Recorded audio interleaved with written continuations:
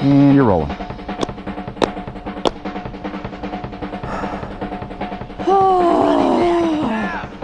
Okay, Spite, real quick. I didn't know what kind of video I was going to film on the Pan America, and it suddenly became crystal clear. And I swear I'm sponsored by nobody. But holy I love this bike.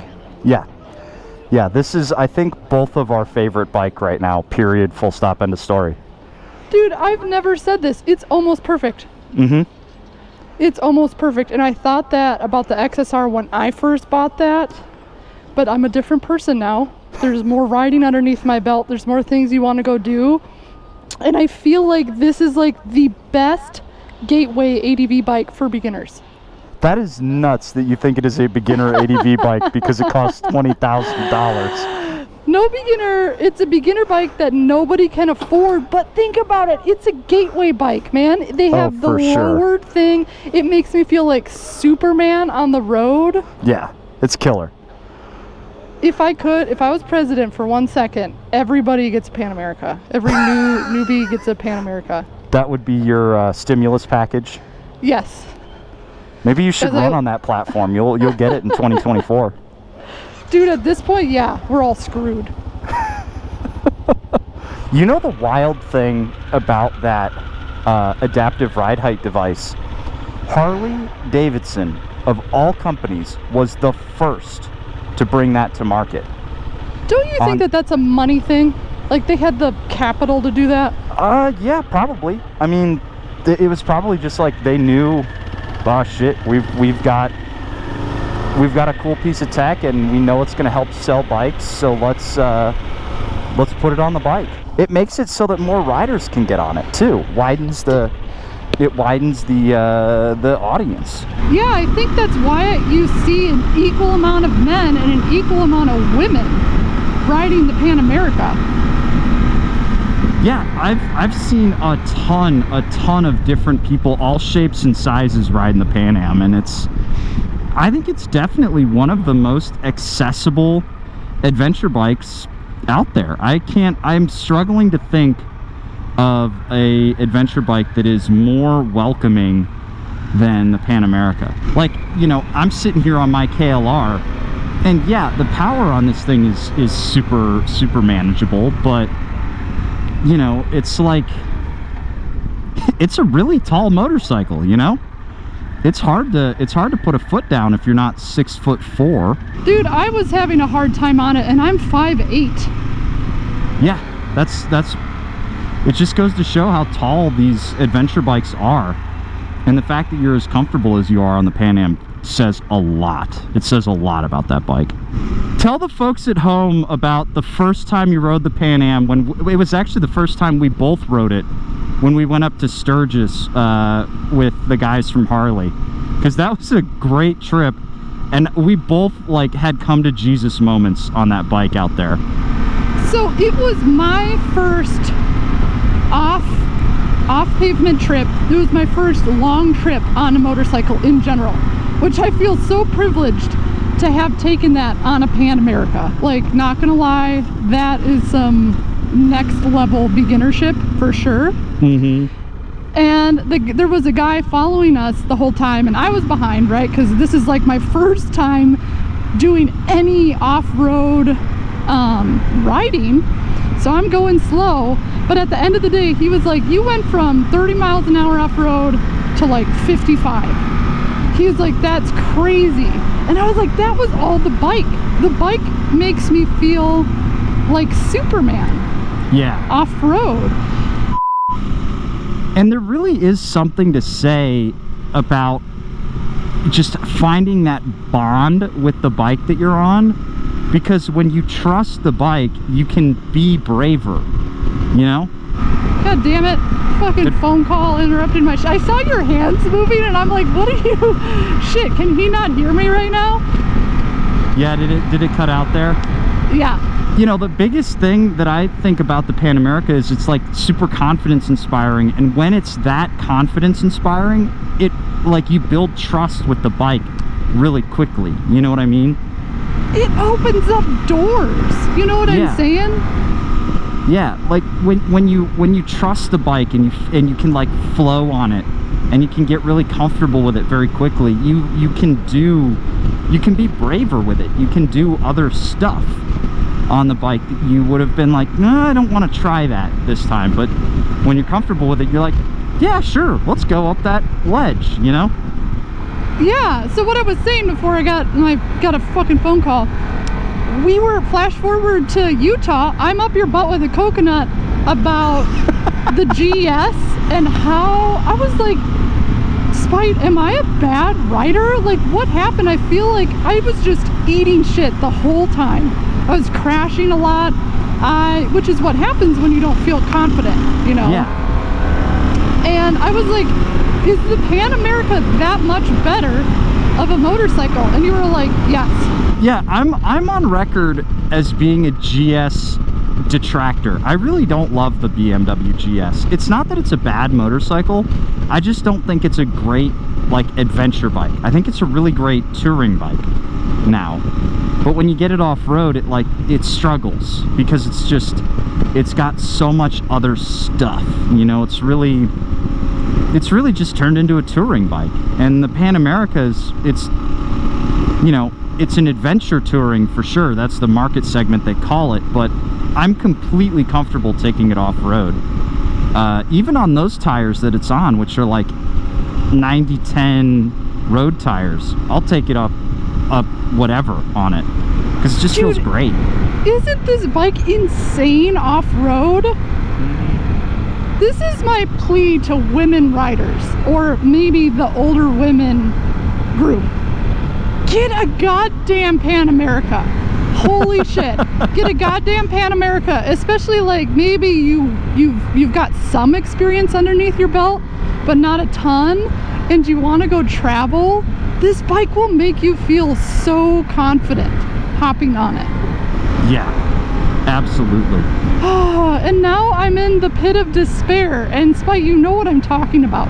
When you get on a bike you like a lot, and then there's almost like a depression because it's not in your life.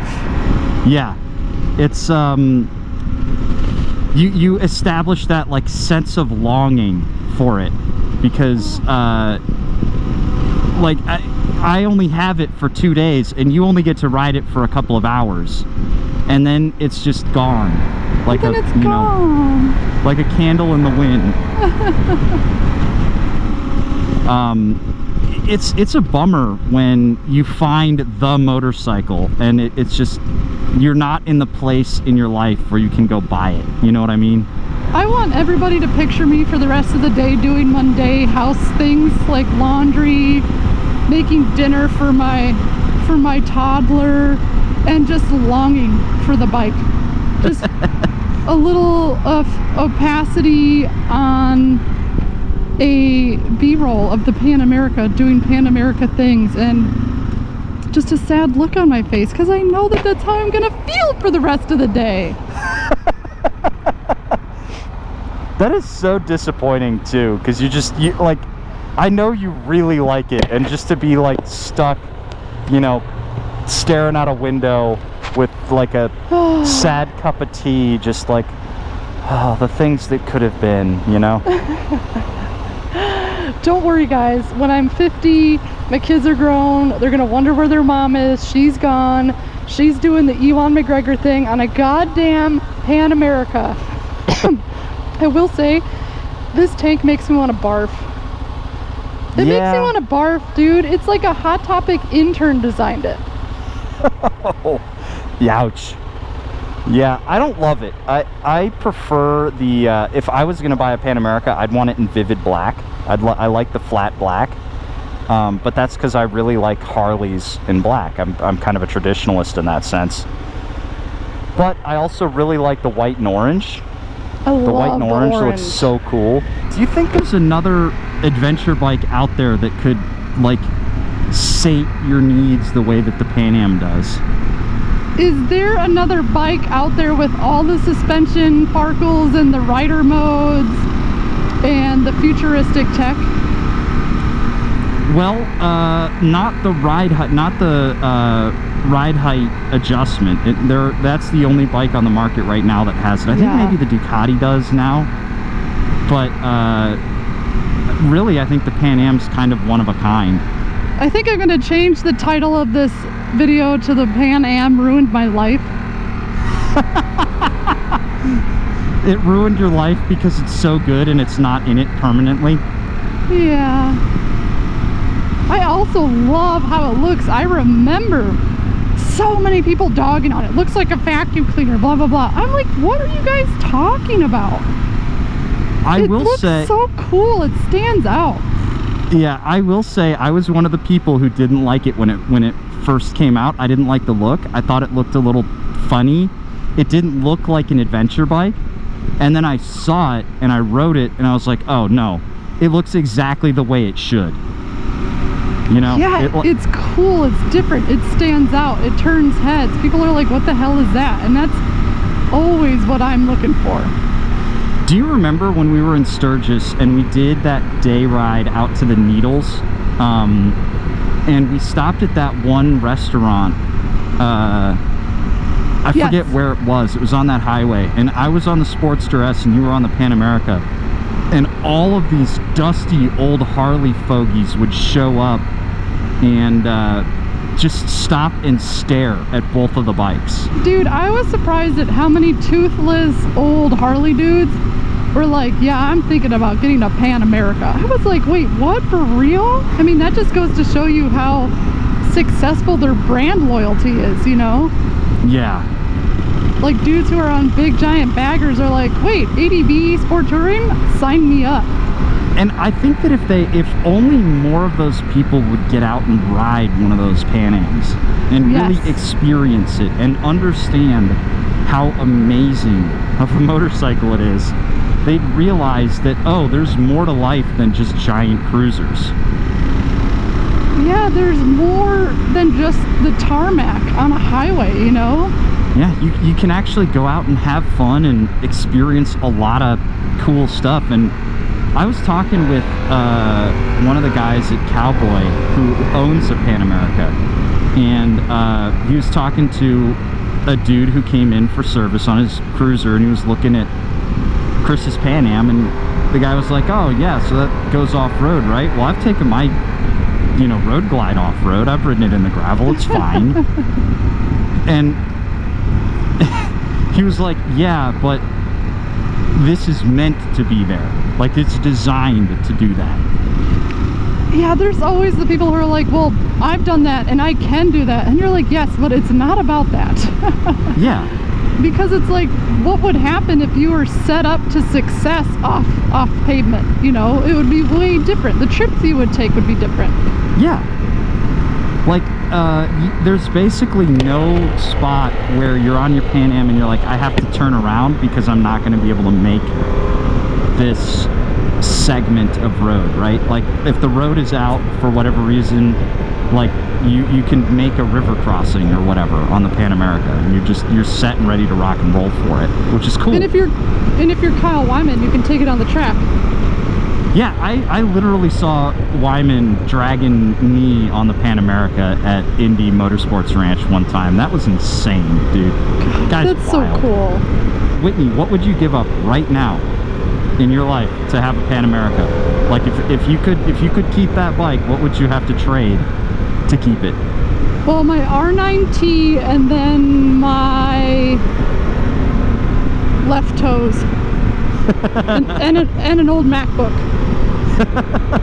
Yeah, I would give up the KLR in a heartbeat for it. I wouldn't give up the Ducati, but I would definitely trade in a handful of other things. Like, I've got a rack full of guitars, and I'd be like, nope, I just need one guitar, but I need one Pan America too. See, now that's also part of the depression, is going through all the inventory of everything you own and being like, okay, does this amount to like $15,000 for a used Pan America? I can get there. Yeah, for sure. And you know, 15,000 bucks, it's a lot of money, but when it comes to the Pan Am, I genuinely do believe it's worth every dollar of that asking price, even at 20 grand, because it's like, it's a fully loaded adventure bike. Every fully loaded flagship adventure bike is like 20 grand. Dude, BMW R19, 12.7 out the door. God damn, that's Yeah. insane. Yeah. So That is much too much money. So a few more thousand in debt, and it's, you know, no fucking question. Yeah, I mean, it's really weird to predict how you're going to love a bike long term, right? Because you walk Right. into a dealership and you're like, I want that motorcycle, I want it now.